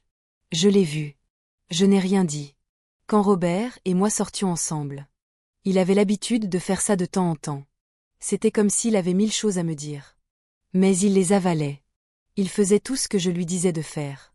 À l'époque, je pensais qu'il m'écoutait simplement. Maintenant, je pense qu'il essaie d'agir le plus normalement possible. Même si je lui ai fait comprendre qu'il n'avait pas à le faire. Mais Marie a un effet sur lui depuis des années. Il est impossible de tout changer d'un coup. Il faut y aller doucement. Pas à pas. Au bout d'un moment, je l'ai vu lutter pour mettre un grain de riz dans sa bouche. Et puis j'ai dit. Robert. Si tu ne dis rien, je ne saurai pas ce que tu penses. Il a rapidement posé ses baguettes. Et m'a dit d'un ton sec. L'heure de mon repas est 12h30. Il est maintenant 12h25. Il reste 5 minutes. Plus il parlait, plus il chuchotait. Il semble très coupable. Parce que ce n'est pas un comportement normal. J'ai regardé l'horloge sur le mur. Et j'ai posé la vaisselle. Très bien. Alors, nous mangerons à 12h30. Robert n'avait pas l'air de se rendre compte que c'était possible. Il me regardait avec de grands yeux brillants. Je me suis levée et j'ai sorti une poche de glace. Je lui ai demandé de soulever les coins de sa chemise. J'ai vu son dos heurter le coin du bureau quand je l'ai poussé dans le bureau hier. Je suis sûre qu'il n'en parlera pas et qu'il ne fera rien. Il est probablement couvert de bleu à l'heure qu'il est. Robert soulève docilement sa blouse. Pour dévoiler une partie de sa taille. C'est vrai. Le côté droit de sa taille est devenu violet. Je fronce les sourcils. J'ai posé une poche de glace sur la peau. Je m'apprêtais à lui demander s'il avait mal. On a frappé à la porte. Un homme d'âge moyen, gros et dégarni, se tenait à la porte. Il nous regardait. Robert et moi. Avec incrédulité. Qu'est-ce qu'il y a? Allez-y. Je vais attendre dehors. C'est le professeur d'échecs de Robert. Il revient d'un tournoi en Corée. Robert devait y participer. Mais il s'est passé quelque chose d'inattendu. Si tu y vas, tu aurais gagné le championnat. Comment peuvent-ils être aussi arrogants? Il s'est assis à côté de Robert et a parlé de tout et de rien. Et Robert mangeait lentement. Il ne lui jetait même pas un coup d'œil. Mais il semblait avoir l'habitude. Il pouvait parler longtemps tout seul. Il me racontait le match comme un comédien. Et quand ça chauffait, il se servait de moi comme soulagement comique. Pendant un certain temps. C'est vrai. Un moment. C'est vrai. C'est moi. Oui. Oui. Oui. Oui. Oui. Oui. Non. Il a regardé Robert et s'est tapé les lèvres. Il a regardé Robert et s'est tapé les lèvres. Je t'avais dit de ne pas te coucher si tard. Robert lève soudain les yeux vers lui. Il fronce les sourcils. Tu interromps notre repas. Il n'y avait pas de flux et de reflux dans son ton. Comme s'il énonçait un fait. David est resté sans voix. J'étais gênée pour lui. Et j'ai trouvé ça très drôle. Assis du côté du lit de Robert. Je riais. Robert m'a regardé à nouveau. J'ai dû arrêter de rire. Je me suis redressée. Il s'est pincé les lèvres. Un sourire s'est dessiné sur ses lèvres. Puis il a mis un morceau de poisson dans mon bol. Génie. Mange. David me regardait les yeux grands ouverts. Il a regardé Robert. Puis moi. Il avait l'air d'avoir déjà tout vu. Je l'ai pris au sérieux. Je lui ai même fait un signe de tête. Après avoir mangé, j'ai appliqué un médicament sur le dos de Robert. Puis j'ai sorti David de la salle. Il souriait comme un Bouddha Maitreya. Il se moquait bien de ce petit incident. Il devait être au courant de l'autisme de Robert. Vous êtes donc la génie de Robert. J'ai haussé les sourcils. Je lui ai demandé de s'asseoir sur une chaise dans le couloir. Vous me connaissez? Bien sûr que oui. Je te le dis. Je n'ai jamais vu Robert faire ça à quelqu'un d'autre que toi. Je n'ai jamais vu Robert faire ça à personne. David est manifestement très friand de ce genre de ragot. Il m'a raconté comment il avait appris mon existence. Il y a 2 ans.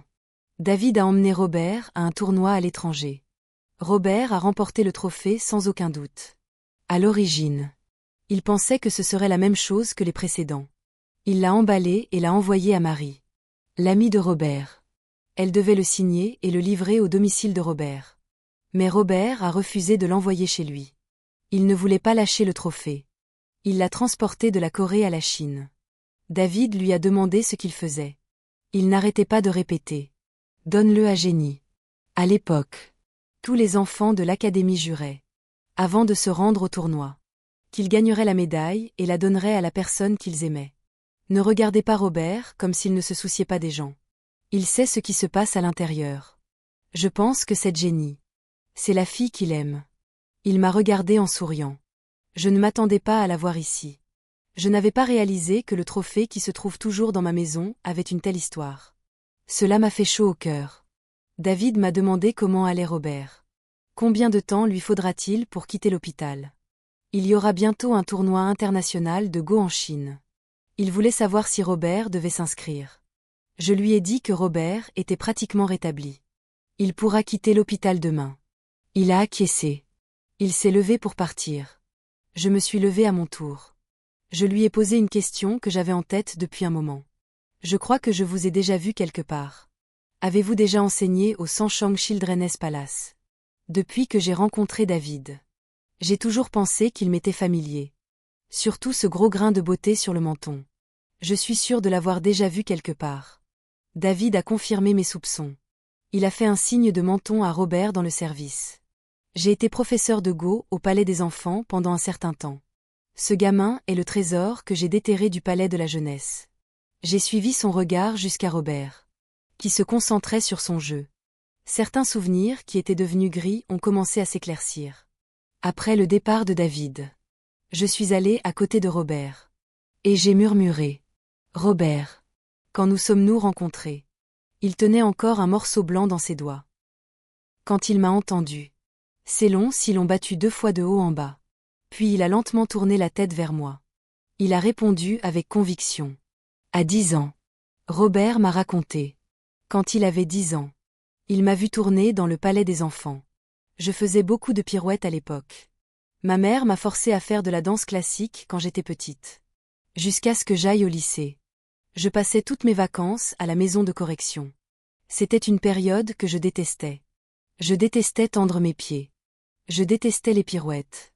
Je détestais même le visage de poupée du professeur de danse. Au début, grâce à l'intimidation de ma mère, j'arrivais à me présenter en classe à l'heure. Puis j'ai commencé à sécher les cours. Je me cachais dans tous les coins du centre de jeunesse et je lisais de petits livres. Mais les professeurs trouvaient toujours un moyen de me retrouver. Puis vinrent les punitions.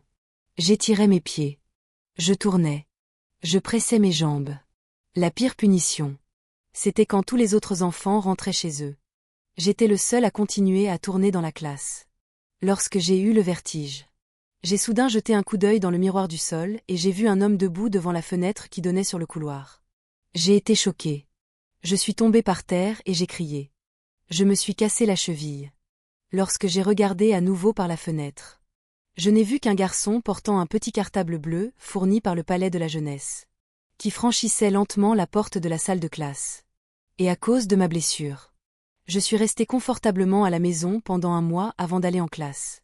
Lorsque je me suis retournée, j'ai toujours regardé par la fenêtre. Je regardais toujours par la fenêtre.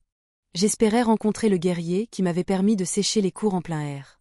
Malheureusement, ce personnage n'est jamais réapparu. Après avoir rencontré officiellement Robert, j'ai toujours senti que son dos m'était familier lorsque je le voyais marcher. Mais je ne me souvenais plus où je l'avais vu auparavant.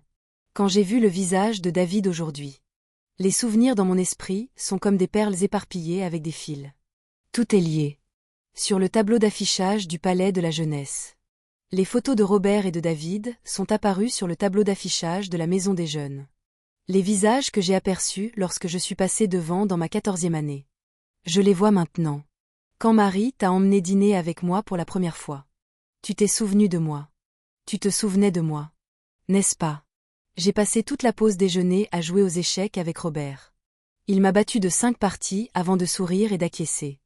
Mais vous avez arrêté de tourner. On dirait que tu es désolé. Il y a un peu de regret là-dedans. Je n'ai jamais réalisé que j'étais entrée dans son monde en filant.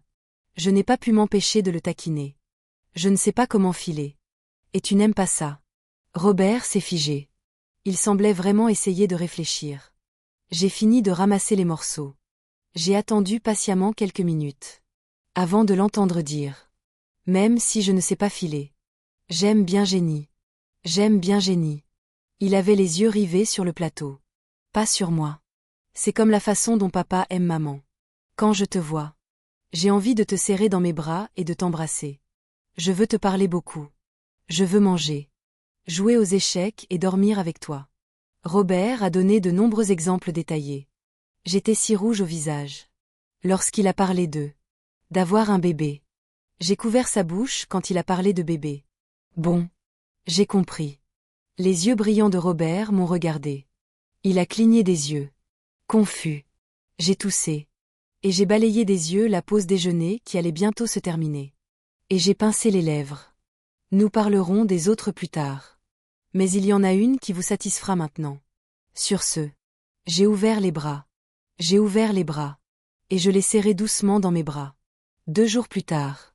Robert pouvait quitter l'hôpital. J'étais en congé. Je l'ai donc ramené chez lui. J'étais en train de ranger ses affaires et de sortir du service. J'ai vu Richard se frotter au mur et se diriger vers nous. Richard. Je suis allé l'aider. Qu'est-ce que tu fais ici? Je ne t'ai pas dit de rester au lit. Richard a pris ma main et est resté immobile. Il a souri et a dit. Ma sœur. Je vais bien. Je veux juste prendre l'air. Je reviendrai dans un moment. J'ai insisté sur le fait que je ne pouvais pas. Il n'est pas en état de se déplacer. J'étais sur le point de le renvoyer dans le service. Il m'a dit. Ma sœur. Je ne veux pas retourner dans le service. Pouvez-vous m'aider à m'asseoir sur la chaise pendant un moment? Mes yeux ont légèrement bougé. Je l'ai finalement aidé à s'asseoir sur la chaise à l'extérieur du couloir. Robert m'a suivi pas à pas. Très silencieux. Est-ce qu'il s'est passé quelque chose? Demandai-je à Richard. Il a souri avec reconnaissance dans ma direction. Puis il a secoué la tête. Ce n'est pas grave. C'est juste que les parents du premier donneur de cornée veulent préserver le corps. Ils ont refusé de faire un don. J'étais abasourdi. Je ne savais pas comment le réconforter.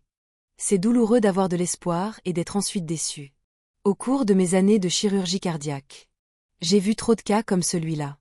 J'ai vu trop de cas comme celui-ci. C'est pourquoi mes parents sont de mauvaise humeur. J'ai beau essayer de les en dissuader. Richard soupire d'impuissance. Puis il sourit. Tu n'as pas besoin d'essayer de me réconforter. Je ne suis pas vraiment déçu. J'ai juste un peu de peine pour papa et maman. Ils se sont occupés de moi pendant tant d'années.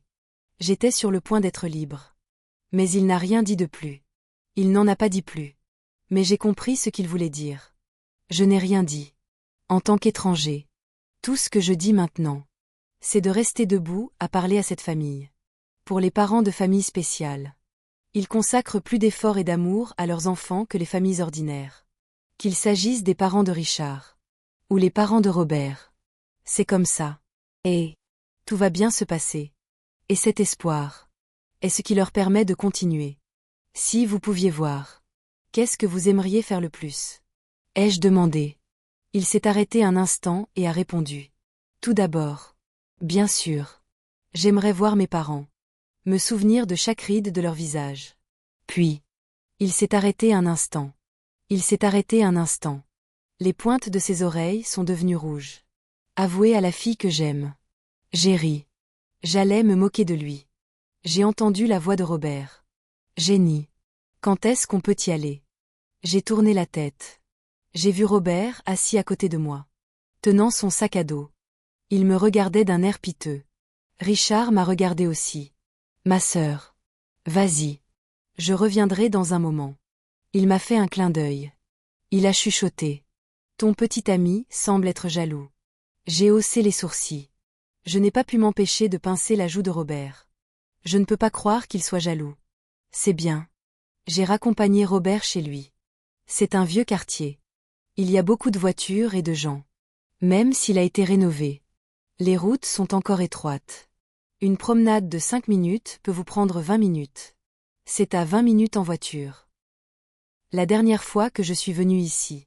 C'était il y a 2 ans. Je ne me souviens pas de l'endroit où je devais aller. Heureusement que Robert est là. C'est comme s'il avait une carte de tout le quartier dans sa tête. Il m'a garé sous sa maison en moins de 10 minutes. À la porte. Robert venait de déverrouiller la serrure à combinaison. La porte d'en face s'est ouverte. La tête de Marie est sortie.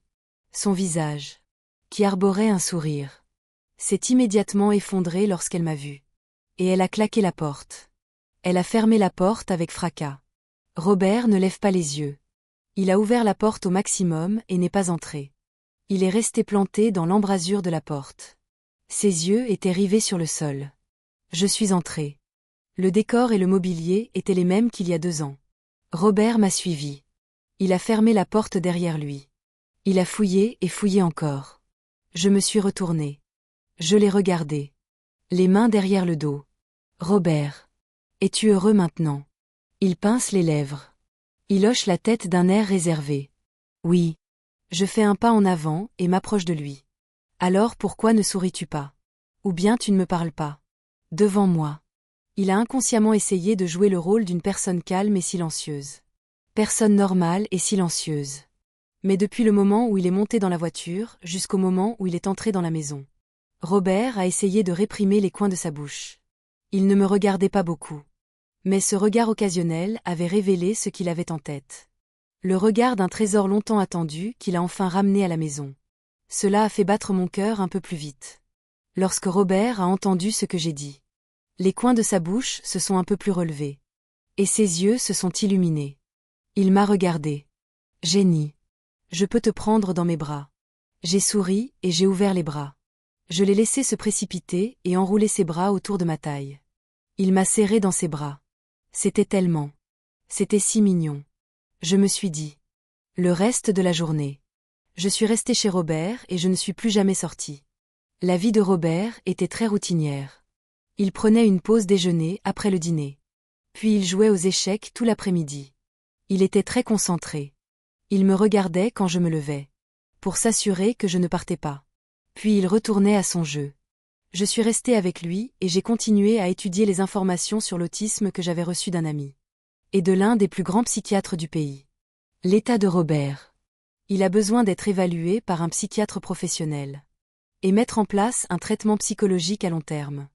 Cela a duré jusqu'à la tombée de la nuit. Après le dîner. Je venais de prendre mon sac. Robert s'est levé nerveusement. Je l'ai regardé avec un regard dans les yeux.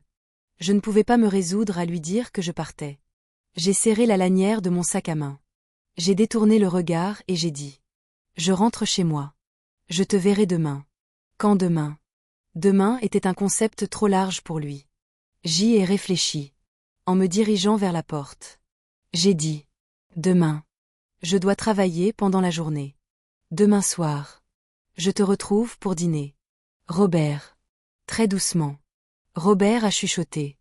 Et puis il a dit. Il m'a suivi jusqu'à la porte pour me voir mettre mes chaussures. Ouvre la porte. Jenny. Je suis restée chez Robert. Mais il n'y avait qu'un seul lit. Quand je me suis lavée. Il était déjà au milieu du lit.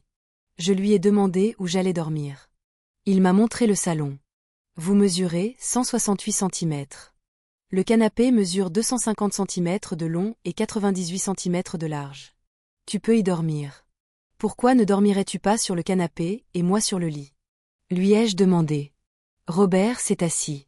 C'est mon lit. Je me suis étouffée. Alors. Je m'en vais. Il était pressé. Il se leva rapidement et se dirigea vers le côté gauche du lit. Avec les couvertures et les oreillers. Puis il a tapoté le côté droit vide. Je partagerai mon lit avec toi. J'ai regardé ses grands yeux innocents et j'ai réfléchi. J'ai pris la couette et les oreillers et je suis allée sur le canapé. Dès que j'ai fait un pas hors de la chambre. J'ai pris la couette et les oreillers et je suis allée sur le canapé. La lumière de la chambre s'est éteinte. La voix de Robert résonna agréablement dans l'obscurité. Bonne nuit. Jenny. Jenny. Bonne nuit. Bonne nuit. Bonne nuit. Le lendemain matin. J'ai pris mon petit déjeuner avec Robert et je suis allée travailler. Mais dès que je suis entrée dans le bureau, j'ai senti que quelque chose n'allait pas. Mes collègues chuchotaient tous ensemble. Lorsqu'ils m'ont vu, ils se sont tous dispersés. Je n'y comprends rien. Je m'apprêtais à envoyer un message à Thomas pour savoir ce qui se passait. Le directeur m'a appelé. Il m'a conduit directement au bureau du vice-président. Quand j'en suis ressorti, je savais exactement ce qui se passait. Je savais exactement ce qui se passait. Il est accusé de mauvaise conduite personnelle. Le temps de travail et l'enchevêtrement des patients a.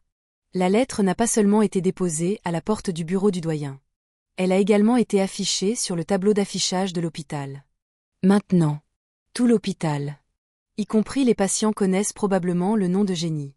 Il n'est pas nécessaire de réfléchir pour savoir qui a fait ça. Thomas m'a envoyé beaucoup de messages. Autant que ce que je savais dans le bureau du doyen. Je lui ai dit de me retrouver à sa pause déjeuner quand il aurait fini. Qu'est-ce qu'ils ont dit?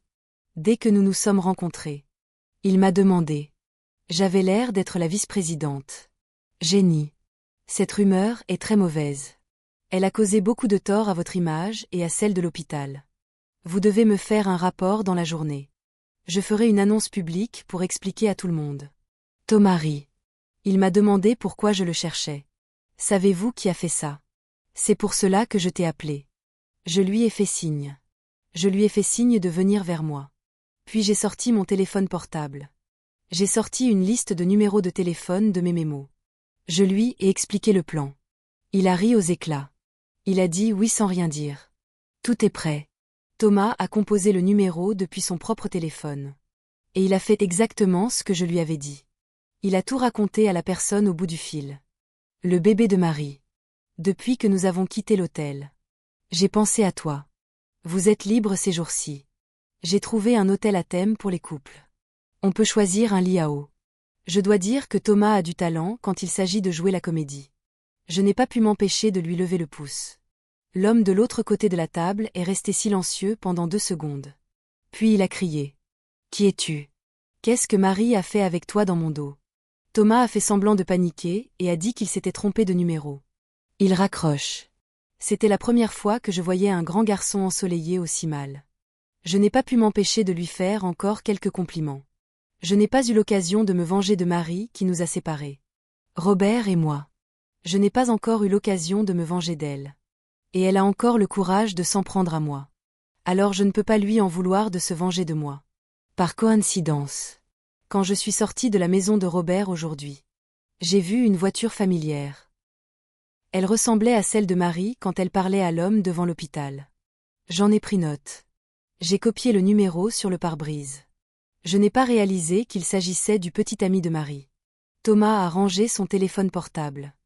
Il sourit et secoue la tête. Ne me flattez pas. Le café de l'après-midi est pour vous. Pas de problème. J'ai sorti mon téléphone pour commander un plat à emporter. Il est revenu vers moi. Il a baissé la voix et m'a demandé. Toi et ton ex-petite amie. Tu es de nouveau avec ton ex-petite amie. J'ai fait une pause. J'ai glissé mon téléphone et j'ai dit. Pas vraiment. Dès que j'ai dit ça, j'ai entendu une autre voix dans ma tête. J'ai entendu une autre voix dans ma tête. Qu'est-ce que tu veux si on ne se remet pas ensemble? Tu ne veux pas qu'on se remette ensemble? Non. Je ne veux pas. Je veux rester avec Robert. Mais c'est la même chose. Je ne sais pas si je l'aime en tant que personne. Ou si j'aime être dépendante de lui. En plus. Je suis très occupée. Il n'est pas rare que je m'absente de l'hôpital pendant 1 jour ou 2. J'ai peur de ne pas pouvoir m'occuper correctement de lui. Je ne sais pas quoi faire. Je ne sais pas quoi penser.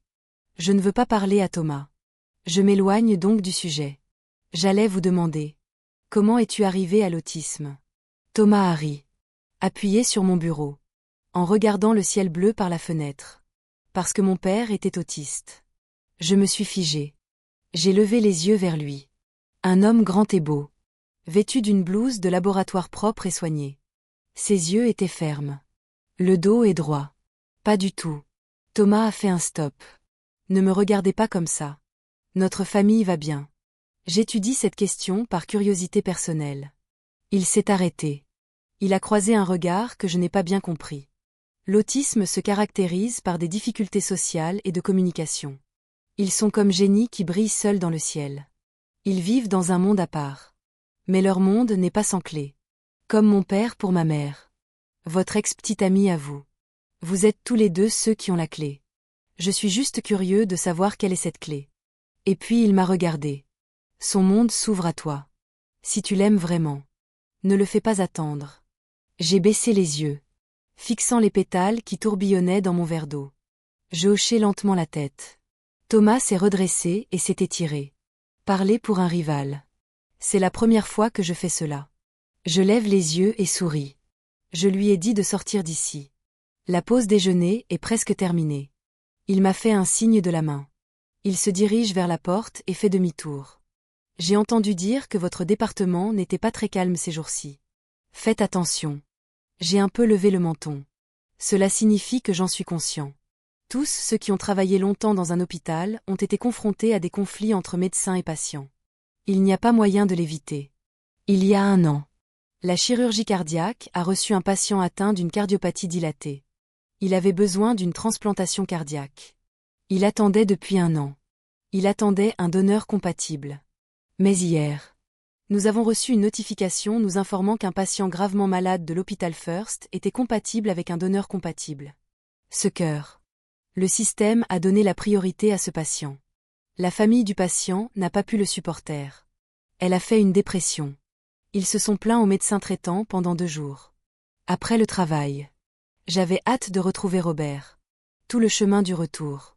Je n'arrivais pas à me sortir les mots de Thomas de la tête. J'ai eu de la chance. Depuis que Robert a 10 ans, son monde s'est ouvert à moi. Et je l'ai fait attendre pendant 15 ans. Et puis je suis partie au bout d'1 an. Et de penser qu'il est toujours seul dans son monde. Je ressens une oppression dans la poitrine. La porte de ma chambre s'est ouverte. J'ai vu Robert assis sur le balcon, près de l'échiquier. Le soleil du soir se répandait dans le ciel derrière lui. Il a tourné la tête et m'a vu. Il a souri. Jenny, tu es de retour. À ce moment-là, je pense que j'ai tout compris. Ce que signifie être dépendant. Si je n'aimais pas Robert, je ne pourrais pas compter sur lui de tout mon cœur. Je n'avais pas à m'inquiéter autant. Je l'aimais bien. C'est tout. Je suis tombée amoureuse de lui dès que je l'ai vu. Dès que je l'ai vu, j'ai pensé à la façon dont je passerais le reste de ma vie avec lui. J'aimais Robert. C'est tout. J'ai jeté mon sac sur le canapé. Je me suis précipitée sur le balcon et j'ai sauté dans ses bras. J'ai passé mes bras autour de son cou. Son corps s'est raidi un instant. Puis il a lentement levé les bras. Il m'a dit, je ne suis pas un enfant. Je suis un homme. Je suis un homme, et les a soigneusement enroulés autour de moi. Au bout d'un moment, il m'a murmuré à l'oreille. Jenny, enlève tes chaussures en entrant. Quand tu m'auras suffisamment serré dans tes bras, je changerai de chaussures. Puis je suis allée dans la cuisine pour préparer le dîner. Il n'a pas fallu longtemps pour que la sonnette de la porte retentisse. La sonnette de la porte d'entrée a retenti. J'étais en train de couper des légumes. J'ai demandé à Robert d'aller ouvrir. La porte s'est ouverte. Mais au bout de 10 minutes, je ne l'ai pas entendu fermer la porte. J'ai arrêté ce que je faisais. Je suis sortie et j'ai vu que la porte était ouverte. Il y avait une conversation à l'extérieur. Je me suis approchée suffisamment pour l'entendre. C'était la voix de Marie. C'était la voix de Marie. Crois-moi. Robert. Jenny ne t'aime même pas. Sais-tu pourquoi elle n'est pas venue te voir ces 2 dernières années? Parce qu'elle ne t'aime pas. Elle t'a oublié. Ce ne sera plus très long. Elle t'abandonnera à nouveau. Quoi qu'elle dise. Robert n'a jamais dit un mot. Jusqu'à ce qu'elle se mette en colère et dise. Qu'est-ce que cette mégère de Jenny t'a mis dans la tête? Robert a parlé avec de la colère dans la voix. Ne jure pas contre Jenny. Va-t'en. J'ai retroussé mes lèvres. J'ai ouvert la porte et je me suis appuyée contre le cadre. J'ai regardé Marie de haut en bas. J'ai regardé Marie de haut en bas. Qu'est-il arrivé à ta bague? Elle n'était pas donnée. Marie ne savait manifestement pas que j'étais là.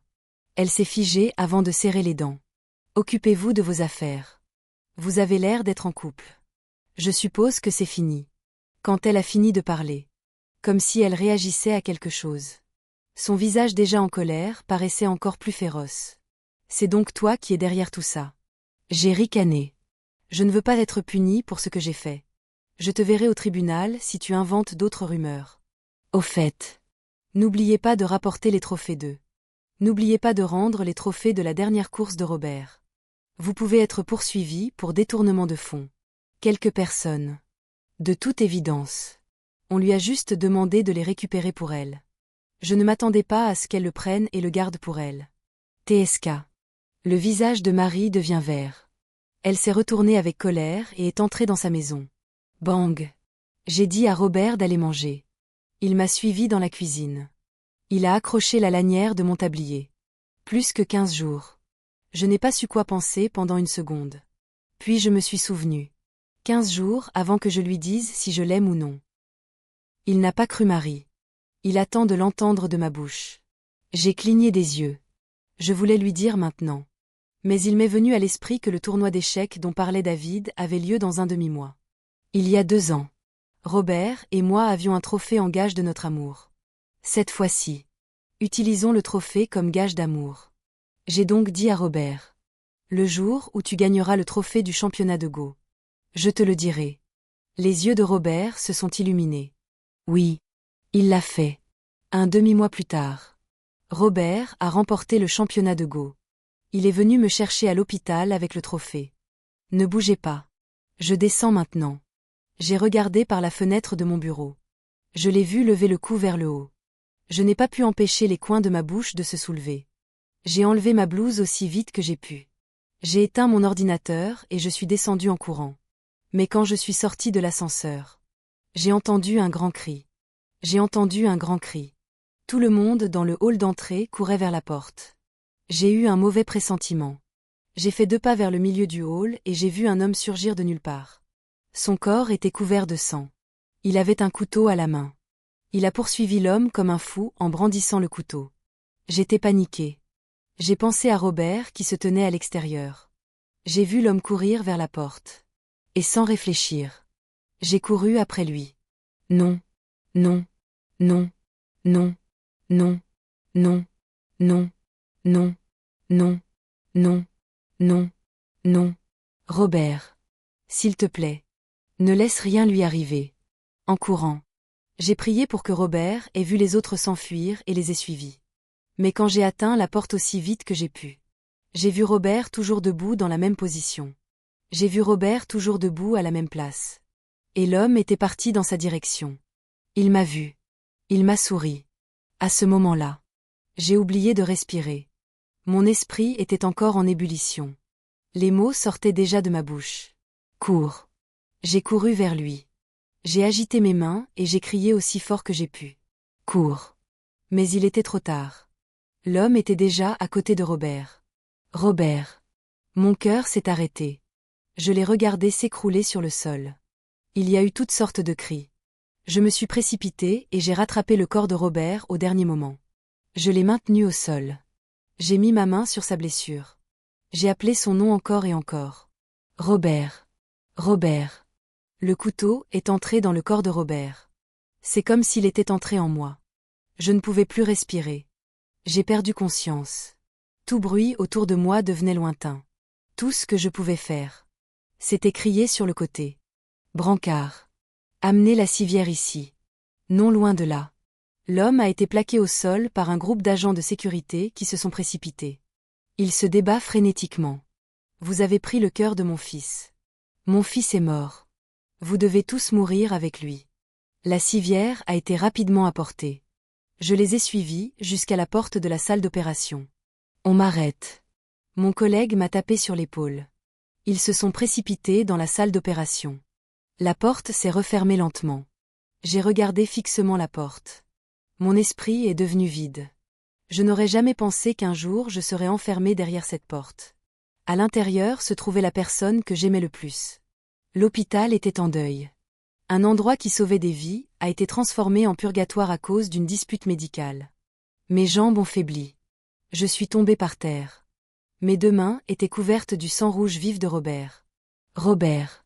Tu dois être bon. Je ne t'ai même pas encore dit que je t'aimais bien. L'opération a duré longtemps. Thomas est venu me voir. Il est parti précipitamment pour me réconforter. Le nombre d'urgences à l'hôpital a augmenté de façon spectaculaire. Mais je m'en moquais. Tant que Robert était là. Je n'allais nulle part. Enfin. 4 heures plus tard. L'opération était terminée. Quelqu'un est sorti. J'ai essayé de me lever. Mais je n'avais plus de force dans les jambes. Mes oreilles ont même commencé à bourdonner. J'ai entendu l'homme dire. Ça ne se présente pas bien. Si je vais m'en sortir ou pas. C'est juste une question de 2 jours. Robert a été transféré. Je voulais l'accompagner. Le vice-président est venu me voir et m'a demandé d'y aller en premier. Il m'a demandé d'y aller en premier. Il me fera savoir s'il arrive quelque chose à Robert. Je n'ai pas bougé. Je ne veux aller nulle part pour l'instant. Je veux juste attendre que Robert se réveille. Jenny. Tu es médecin. Il m'a crié dessus. Ton propre collègue est sur la table d'opération en ce moment même. Que ce soit parce que vous êtes un collègue ou parce que vous êtes un médecin. Vous devez le sauver. J'ai ri. J'ai ri si fort que j'en ai eu les larmes aux yeux. C'est ridicule. Mon collègue. Mon collègue qui est connu pour sauver des vies et aider les gens. Peu importe à quel point c'est difficile. Mon collègue qui croit en poignardé par la famille d'un patient.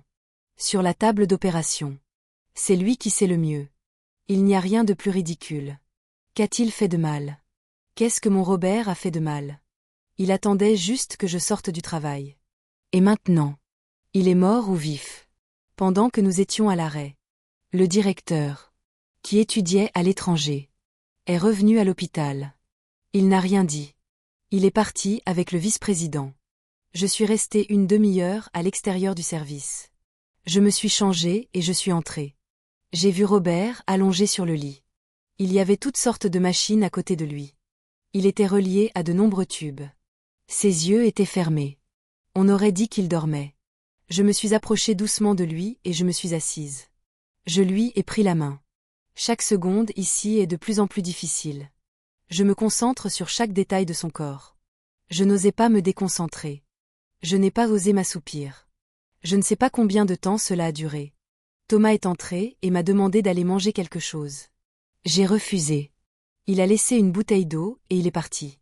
Jusqu'à ce que les chiffres de Robert se stabilisent. Il avait passé le stade critique. Je suis sortie comme si j'étais enfin revenue à la vie. Au moment où j'ai atteint la porte. J'ai perdu connaissance. Quand je me suis réveillée. J'ai ouvert les yeux et j'ai vu le visage de Robert. Il était dans le lit à côté du mien. On l'avait déjà éteint. J'ai voulu me lever pour le voir de plus près. Thomas a franchi la porte et m'a retenue. Vous vous moquez de moi. Il va bien. Il faut que tu manges quelque chose. C'est la première fois que je le vois aussi agressif. Il a monté mon lit. Il a mis des oreillers derrière moi. Puis il m'a apporté un bol de congé. Je n'avais pas beaucoup d'appétit. J'ai tenu la cuillère et j'ai remué plusieurs fois. Puis j'ai regardé Robert. Il est encore réveillé. Thomas adoucit son ton. Il essaie de me faire changer d'avis. Tu n'es même pas capable de t'occuper de toi. Comment peux-tu t'occuper de lui? J'ai tourné la tête pour le regarder. J'ai pris le porridge et je l'ai bu d'un trait. Robert a ouvert les yeux le lendemain matin. Mais il n'était pas en forme. Il dormait et se réveillait parfois. Bien qu'il soit sorti. Mais il a déjà subi 2 opérations chirurgicales d'affilée. Le risque de complications post-opératoires est élevé. J'essaie de tout faire moi-même. Pour m'assurer qu'il n'y a pas une seule erreur. 2 jours se sont encore écoulés. Mon collègue a été poignardé par la famille d'un patient. Il n'a pas survécu. Il est parti. Cette nuit-là. L'état de Robert semblait s'être amélioré. Il s'est allongé dans son lit et m'a demandé le trophée. Il m'a demandé si je l'avais reçu. Je lui ai répondu. Oui. Je l'ai reçu. C'est un trophée très lourd. Je pouvais à peine le tenir d'une main. Il a fait une pause. Il m'a regardé avec des yeux qui ne clignaient pas. Puis il a demandé. Jenny. Est-ce que je te plais? Mes yeux ont brûlé. J'ai hoché la tête. Oui. Je t'aime bien. Il a souri. Il a levé la main et a retourné ma paume. Il a dessiné un génie sur ma paume avec son doigt. Puis il s'est rendormi. Marie a appris la nouvelle quelque part. Elle est venue me voir à l'hôpital. Elle m'a demandé pourquoi Robert était comme ça. Je n'ai pas voulu lui répondre.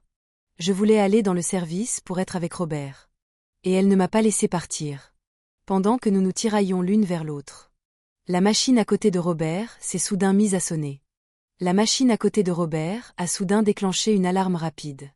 J'ai écarté Marie et je me suis précipitée à l'intérieur. J'ai trouvé Robert en état de défaillance multiviscérale. J'ai appelé une infirmière pour qu'elle l'emmène au bloc opératoire. À la porte de la salle d'opération. Marie, qui me suivait, m'arrête. Vous ne pouvez pas l'opérer. Laissez faire le meilleur médecin de votre hôpital. Je lui indique les 2 internes qui se tiennent à mes côtés. Personne d'autre n'était disponible. Il n'y a que ces 2-là. Choisissez en un. Je leur ai enseigné à tous les 2. Elle nous a regardés d'un côté et de l'autre. D'un air absent. Soudain. Elle m'a lâché et s'est accroupie sur le sol en pleurant. Jenny. Tu dois aider Robert. Tant qu'il va mieux. On ne me reverra plus jamais devant toi. Je me suis retournée et j'ai couru vers la salle d'opération. J'ai rapidement terminé mes préparatifs. Mais j'ai vu le chef debout sur la table. Il n'avait pas dormi depuis des jours. Il n'avait pas fermé les yeux depuis des jours. Chef. Je vais le faire. J'ai fait un pas en avant. Il n'a pas arrêté de bouger. C'est vous qui le faites. J'ai vu qu'il avait déjà pris le scalpel. J'ai dû marcher jusqu'à lui. 1 heure plus tard. La machine a émis un bip. Bip. Le son de la machine résonne dans toute la salle d'opération. Le cœur de Robert s'est arrêté. Il s'est arrêté de battre. Je ne l'ai pas regardé. Comme si je n'avais rien entendu. J'ai continué mon travail. Le directeur m'a retenu. Jenny. Nous faisons de notre mieux. Chef. Laissez-moi réessayer. Je l'ai regardé calmement. Je vous en supplie. Laissez-moi réessayer. Encore une fois. Toute la salle d'opération est restée silencieuse. Pas un mot n'a été prononcé. Le chef a soupiré. Il m'a pris la main. Et m'a fait sortir. 1 demi-heure plus tard. Je marchais seule dans le couloir de mon bureau. Je ne savais pas ce que j'allais faire ensuite. Je voulais juste continuer à marcher. Mon téléphone a vibré dans ma poche. Je l'ai sorti et j'ai décroché. La voix de ma mère s'est immédiatement plainte. Qu'est-ce qui t'a pris tant de temps? Je sors tout juste d'une opération. Oui. C'est vrai. Elle n'a rien dit. Elle s'est dit autre chose. Ta tante Zhang veut te présenter quelqu'un. Elle est à Sanchung. Prends le temps de le rencontrer ce week-end. L'heure exacte. L'adresse et les coordonnées. Je te les ai envoyées sur WeChat. Je n'ai rien dit. Un pas après l'autre. Elle a répété. Je te parle. Tu m'as entendu. Je suis allée à la fenêtre du couloir. J'ai regardé les oies s'envoler vers le coucher du soleil. Je veux épouser quelqu'un que j'aime. J'ai dit, je veux épouser quelqu'un que j'aime. Elle avait l'air de ne pas avoir de caractère. Son ton était légèrement sarcastique. Alors tu devrais te dépêcher d'en trouver un. C'est ce que j'ai fait. J'ai dit. Il y a eu un silence à l'autre bout du fil. Je l'ai répété. Mais il est mort. Ma mère ne disait toujours rien. Mais soudain. J'ai ressenti une douleur aiguë dans la poitrine. Elle était suffocante. À tel point que mes larmes ont coulé de façon incontrôlée. Je me suis penchée. Accroupie sur le sol. J'ai ouvert la bouche et j'ai inhalé à plein poumon. J'ai crié dans mon téléphone portable. Encore et encore. Je criais sans cesse dans mon téléphone portable. Maman. Maman. Maman. L'homme que j'aime est mort. Il est sur la table d'opération. Mais je n'ai pas pu le sauver. Je n'ai pas pu. Je n'ai pas pu le sauver. J'étais si faible. Je me suis assis sur mon cul. J'ai enfoui ma tête dans mes genoux. Je ne pouvais plus rien dire. Je ne comprends pas pourquoi. Pourquoi ai-je sauvé tant de gens? Mais à la fin, je n'ai même pas pu sauver celle que j'aime le plus. 1 mois plus tard, je venais de me réveiller. Une lumière soudaine m'a incité à refermer les yeux. Je me suis levée pour manger. Les rideaux de la chambre ont été complètement ouverts par ma mère. Les fenêtres étaient ouvertes. Toutes sortes d'odeurs et de bruits ont pénétré dans la pièce.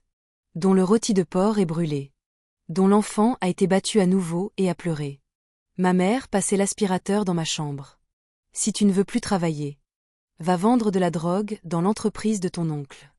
Arrête de te recroqueviller dans ton lit comme une larve. Je me suis retournée. J'ai tiré les couvertures sur ma tête. Je me suis endormie dans le chaos.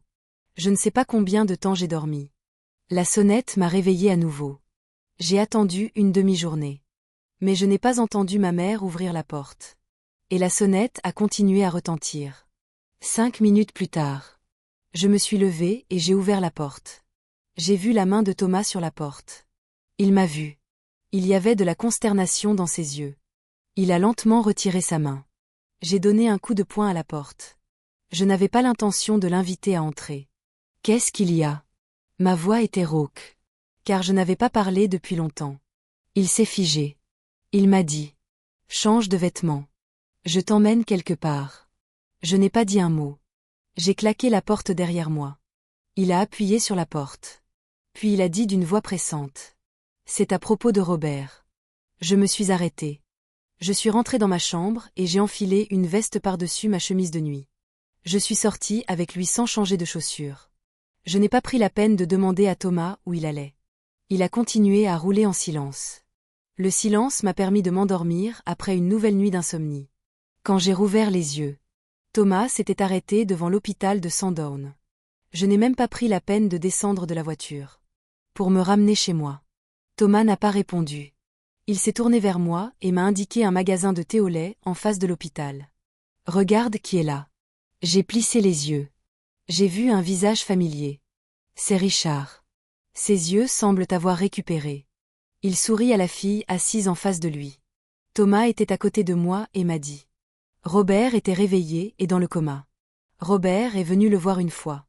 Il a dit qu'il voulait faire don de ses cornets à Richard. Il a dit. J'ai peur que si je retourne dans le monde de Génie, je ne pourrai plus voir ma Génie. Si mes cornets peuvent aider Richard à voir. J'aimerais lui demander de m'aider à voir ma Génie plus souvent. J'ai étalé ma paume. Je me suis souvenu de la Génie que Robert avait dessinée sur ma paume. J'ai cru qu'il m'appelait. Mais il essayait de me le dire. Il allait devenir une Génie. Il va redevenir une Génie. Comme ses parents. J'ai regardé Richard dans les yeux pendant un long moment. Si longtemps que je n'ai pensé qu'à la façon dont Robert m'avait regardé. Une fois. Les yeux de Robert n'étaient que pour moi. Et maintenant. Ses yeux étaient posés sur une autre fille. Il ne s'agissait plus de moi. Quelques larmes se sont échappées de mes yeux. J'ai levé la main pour les essuyer. J'ai ouvert la portière et je suis sortie de la voiture. Thomas m'appelle. Qu'est-ce que tu fais? J'abandonne. À partir du moment où le cœur de Robert a cessé de battre. Je ne pouvais rien faire d'autre que me sauver moi-même. Je ne pouvais sauver personne d'autre.